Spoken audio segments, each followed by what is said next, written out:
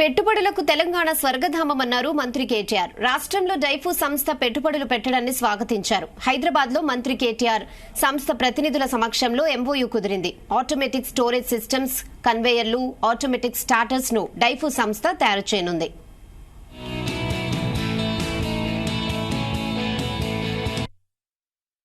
ఇప్పుడు మీరు especially post the pandemic, post COVID, where the world has realized that there is too much dependence on China for everything, for bulk drugs, for medical supplies, for everything literally. And when the supply chain was disrupted, I think every single industrialist, be it small, micro, medium or large, was affected in one way or another.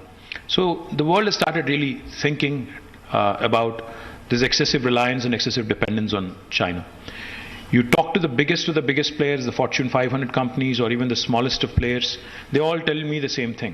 They all tell you that there has to be a China plus one strategy. You can manufacture in China for China, but for the rest of the world needs, we need to start looking at other bases. Now, because we are similar in terms of our sizes, China and India, 1.4 billion people, 1.4 billion people. So in terms of the workforce, in terms of think force, people will draw that oversimplified comparison and say, if we are moving away from China, a logical thing logical place to go to would be India.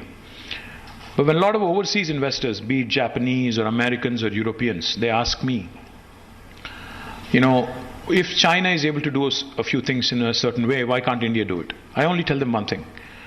China is a country which is very homogeneous, which is very unique in terms of how it is structured, in terms of how it is controlled, in terms of how it is administered. But India is very different. India is a democracy to begin with. India is not one, but there are 28 different Indias if you ask me, because of the federal structure we have. Each state is so uniquely empowered. The makers of our constitution had envisioned India as a union of states.